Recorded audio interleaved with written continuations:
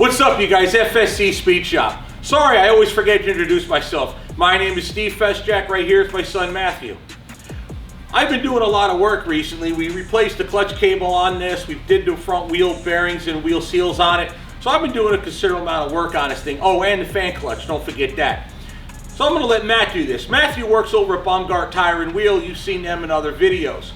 But they don't work on stuff this big there typically. Although they can, they usually don't. However, what I'm gonna give Matthew to do is we have a tire that goes low. Somebody commented on a video back that I've had an issue with irregular wear on this tire. And sure enough, this left inside rear is going flat for whatever reason. So I'm gonna have Matthew find why is that wheel going flat. Now, it could be a rust problem. After all, we do have the ugliest rim in YouTube history. However, this isn't the one going flat. This one is. So Matt, we're gonna go ahead and let you take it away. It's your time to shine. Awesome. So, what I want to show you guys is drivers typically have a tire checker. This is not a baseball bat, it's too small. This is a tire checker. It's a highly calibrated machine. You thump on your tires, you check them. Believe it or not, DOT will use a tire checker on the trucks to see if they have a low tire. And if you have a low tire, hear the difference? If they hear that difference, then they'll break out the extremely highly calibrated machine, the actual air gauge, and then check your air pressure, and then write you a ticket for having low air pressure, even if you are empty. How do I know this? Little birdie in New York told me. I still have the birdie's clipboard, by the way. So, if you're doing your pre-trip, just give it a whack. You can hear it, and then you can hear, I mean, you can even just hit it with your hand and feel it. So, now you know how to use a tire checker, the highly calibrated machine. I almost messed that up. You did.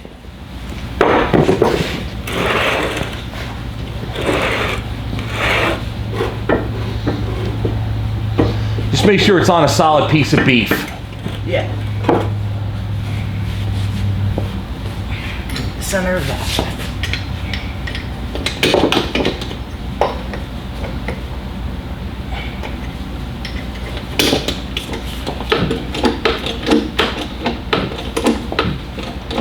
Okay, it's off. All right. Now, Matt, the truck's parking brake is on the front axle only, so these wheels should turn provided the truck is in neutral, or if I have air to it and have the inner axle lock or power divider locked, this wheel won't turn. But since the inner axle lock or power divider is disengaged and the truck is in neutral, the only thing holding the truck now is the parking brake on the front axle. This one only works on service brake, which is when you step your foot on the brake. So that's why it will spin. These rims are Bud style rims. In other words, this outer rim is held on by a nut. Then this tire comes off. After he takes this tire off, he has to take the studs off that holds the inner rim onto the truck. Then he can take the inner wheel off. So go ahead, get my impact gun and wind them off. By the way, on the left side of the truck is left-handed thread. In other words, what looks like is loosen is really tighten, or in this case, what looks like tighten is really loosen. Go ahead.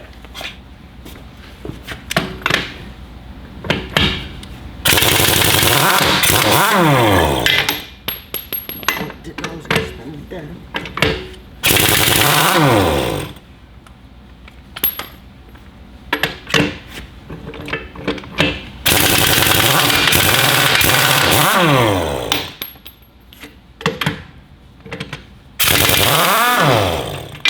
You know, you're not going to do that when I get new Alcoas, right? Yeah.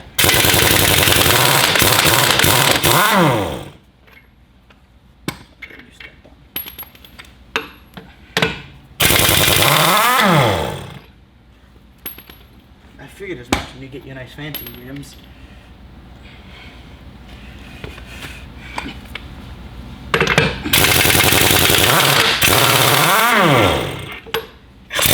Brand new, like.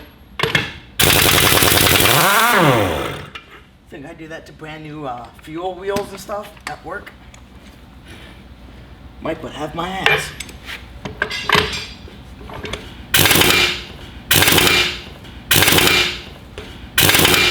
Bastard.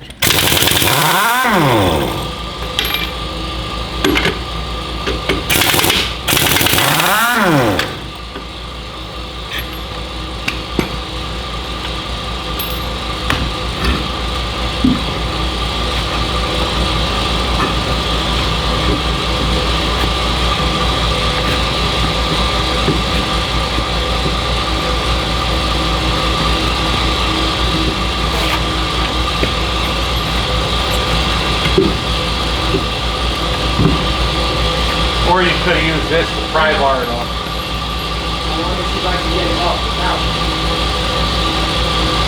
I'll do it. Put it Select on. up the nuts, put them on the top of the fender. Yeah, now go ahead and spin off the, hang on. So now Matt has to spin these off. Some of them come loose when you take the inner tire. Some of these come loose when you take the outer tire off. But you'll see they're just studs that hold the rim to the hub. Now when I put new Alcoas on here, I have to extend, I don't know if I have to change these studs to make them longer, but I believe I do. Also, these have to be changed as well. That's why I don't have new Alcoas on here yet. That's not good.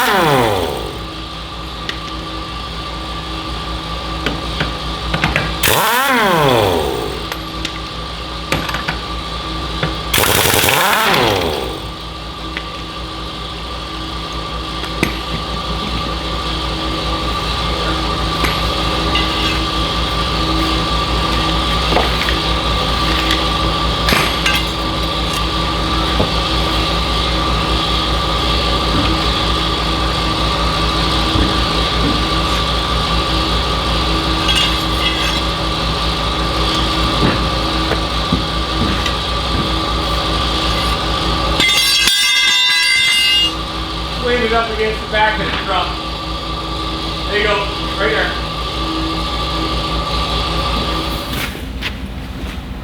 Actually, what is it now? Just check it, I'm curious. Probably won't even move it. It's not even enough to move the gauge. 10. 10. 10. It moved. 10. It's supposed to be 100.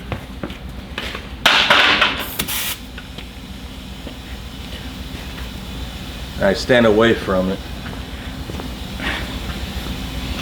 Ordinarily, guys use cages if you're at a professional tire shop for trucks.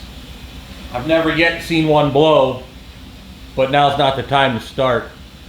The compressor has about 125 pounds to it, so I don't have enough air pressure, in theory, to hurt the tire. So I tend to hook the air hose to it and step away.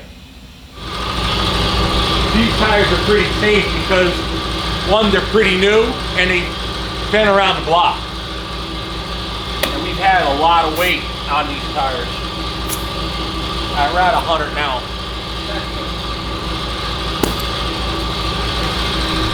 All right, so what I'm gonna go ahead and do, I have a You're not in. I thought you were gonna be over by the tire. Oh, sorry. Good.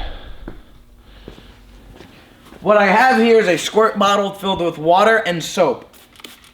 This is going to allow it to bubble anytime it sees any pressure. When I spray the tire down, it's going to bubble up, giving away the leak. So hopefully I'll be able to find it. Hopefully it's not a nail. Hopefully it's just a either a bead leak or a stem that's old and the plastic and rubber that's in there has slowly degraded over time. So now we gotta go ahead and find out. It's actually better if I lay it down, because then it can accumulate.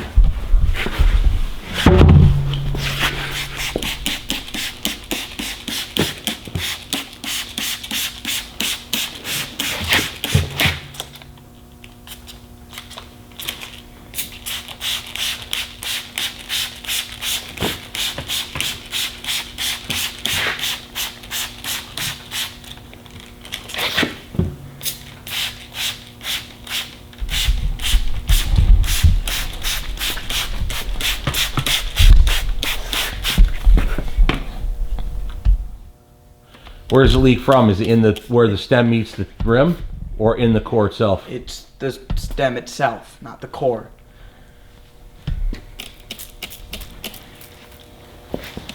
Here.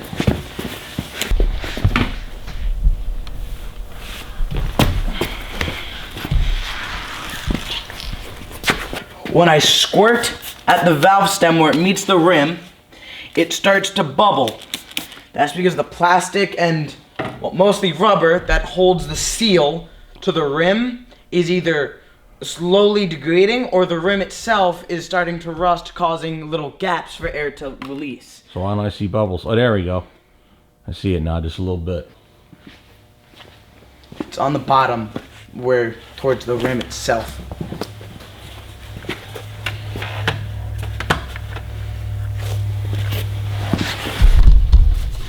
I showed Matt how to use the bead breaker. Problem was the SD card took a crap and I noticed it last minute. So I can't really show you how it works other than flip it over like so and then whack it right between the rim and the tire to shove the tire down.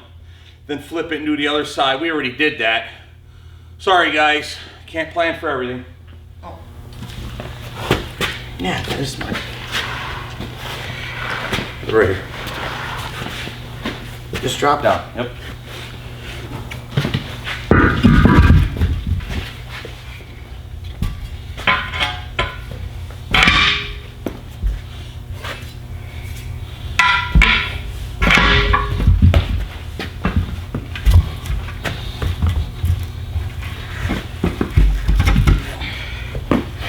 Hold down.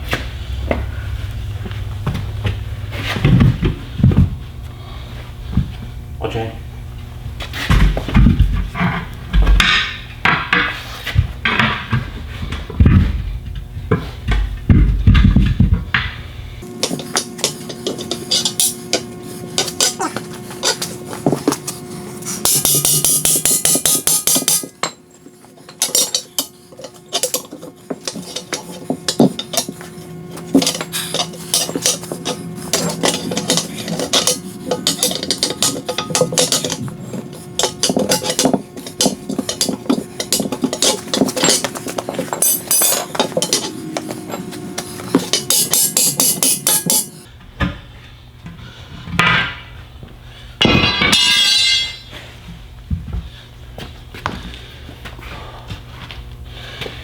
I do not want to have such a fucking hard time.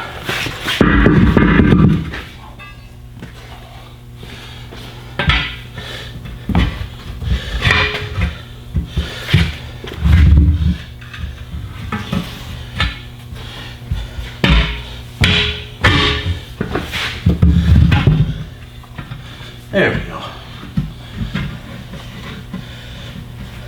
I'll be upside down wheels too.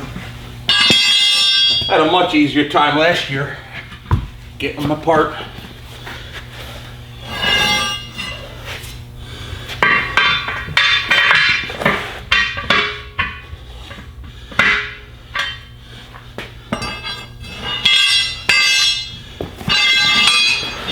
Give me a bar.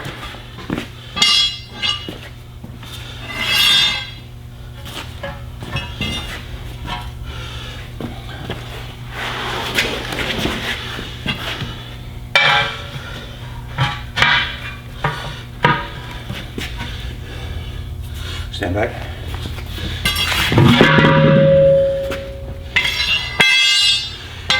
I pick the wheel up, set it over there. The tire, I mean. That's good.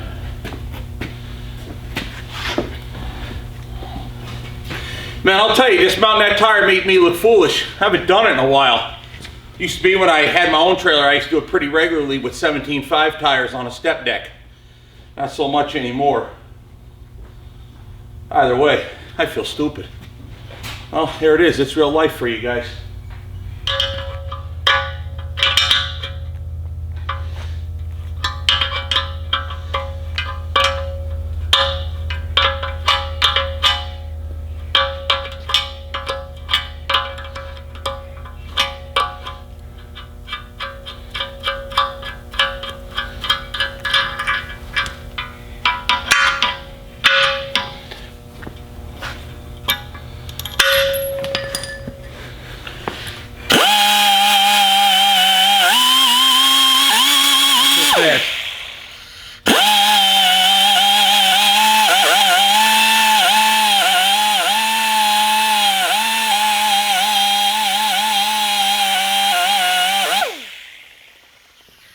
Don't want to blow up.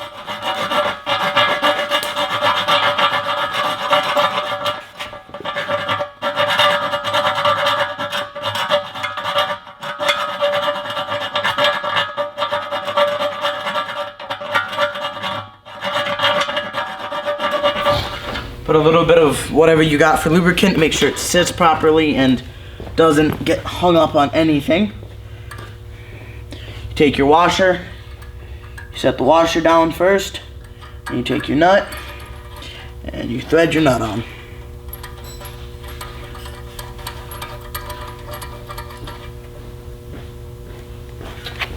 Where'd the wrench go? On the floor behind you.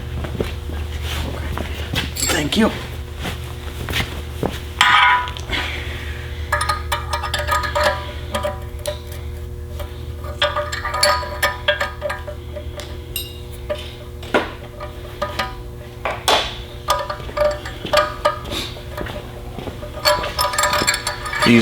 These particular type of valve stems have a Allen wrench hole, so you can hold them from turning.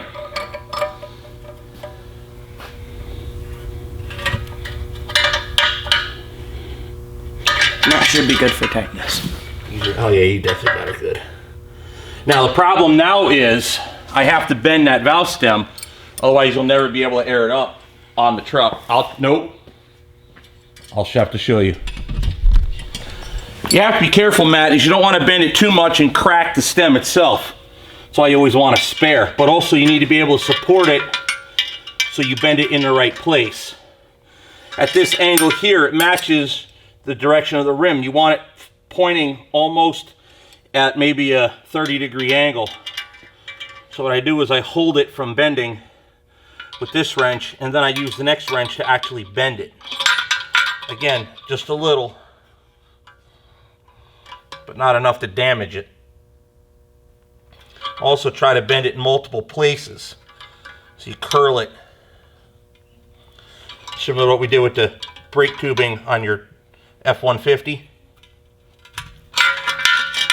There. Now you can get at it with the air chuck from the other side.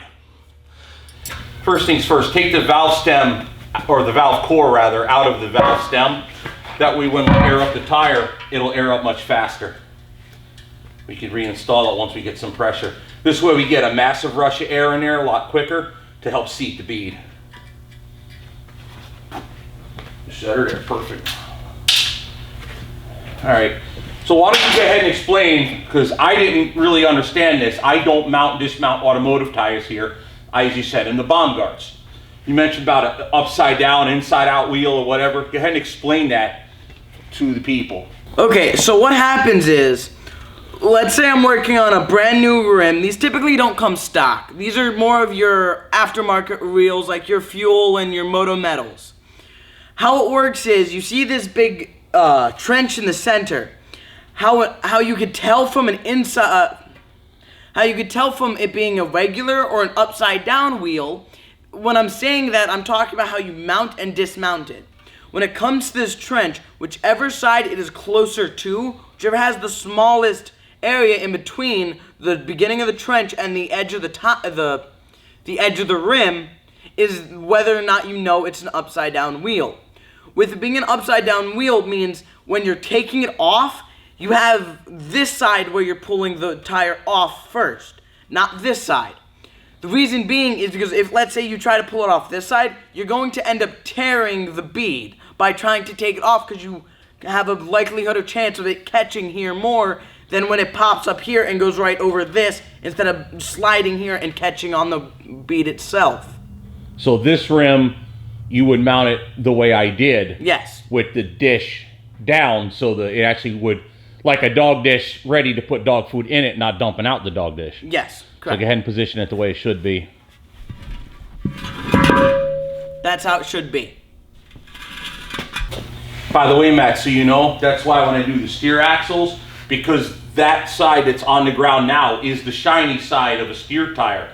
You put a rug down. I actually have a separate carpet to mount tires on my steer axle. That way I don't mess up the polished or shiny side of your steer wheel.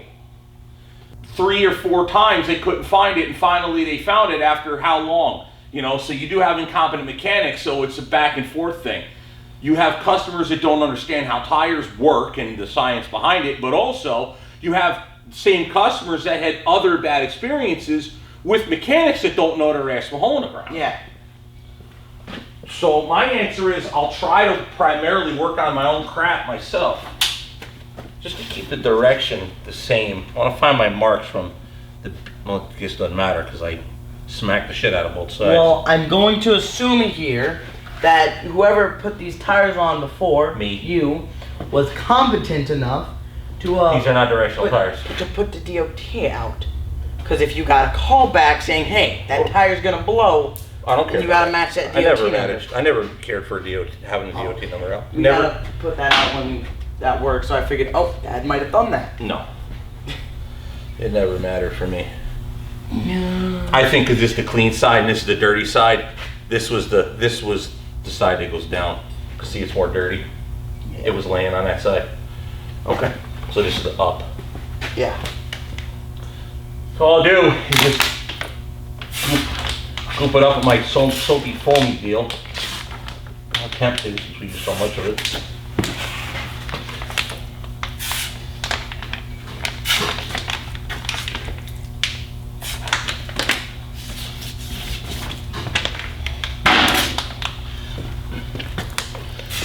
Obviously try not to get that much in the tire, but if you do, it's not a big deal. Just a little bit of water.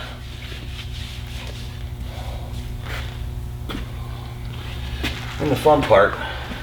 With your skills, you can get it one big pump. I'm not. I've never managed that except for a couple of times. It's fun, but you get it satisfying too.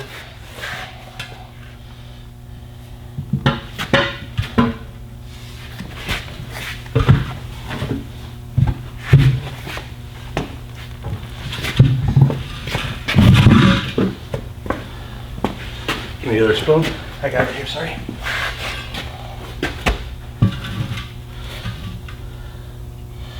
I might need a second one.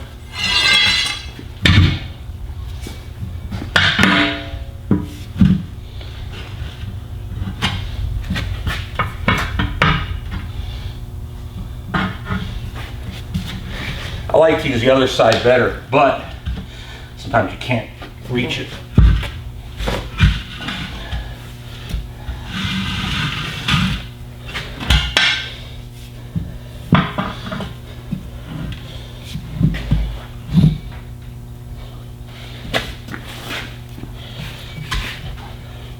Let go.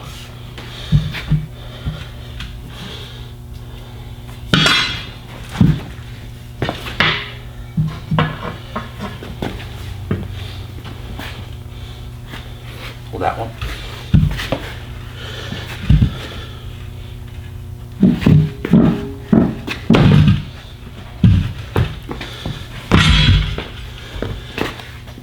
There you go.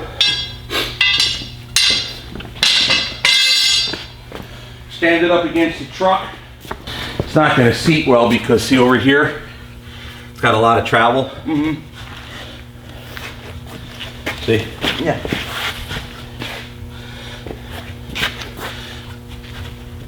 Actually, it might. Push down the other side. It might. Hit it with air, see what happens. Back side.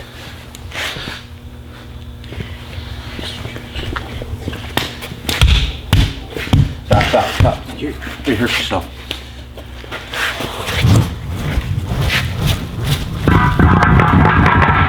Now hit it.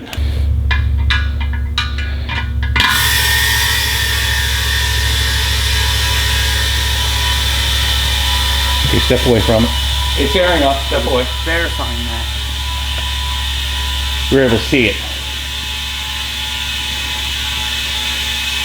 Okay, get your valve core tool. Pop that chuck off and stick the valve core in it. Already? Yes.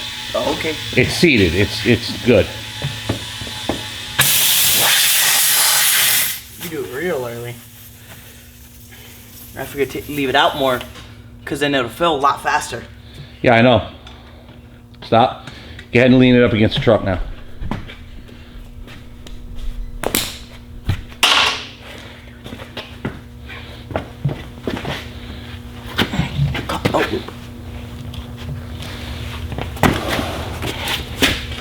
It's like being slidey. Yeah, so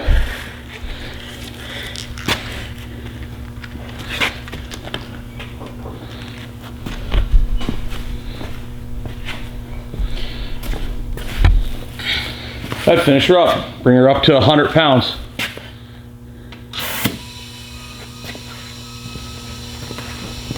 So, you know the... What? Give me one moment.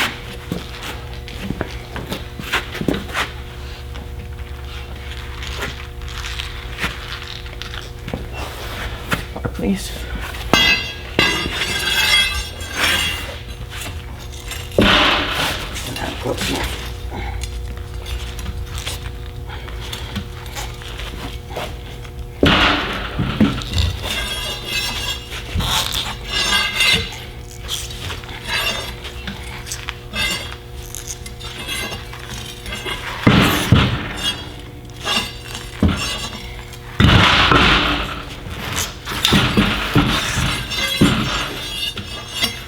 Up the truck a little bit more. It was flat when it went on, Dad. It was flat, so it might be different. The other one came off aired up. You have too much bar underneath your tire.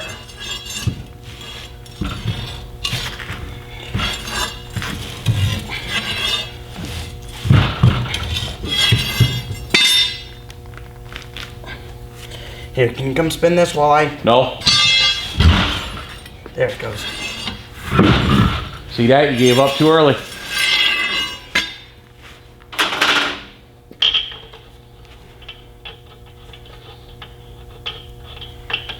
Left-handed thread. Oh, yeah.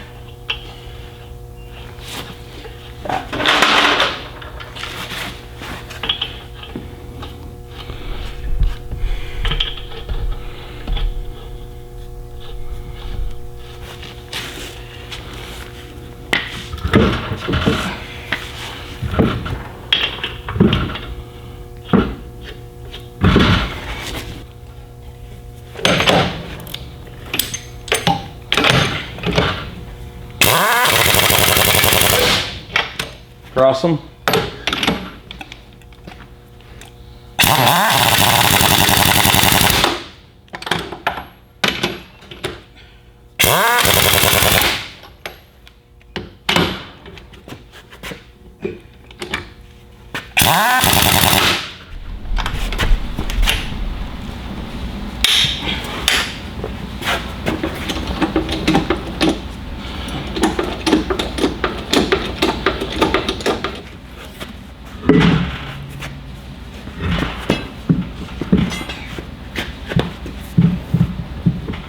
Clock position right? Yes. Good. Now use your pry bar to put it in there. There you go.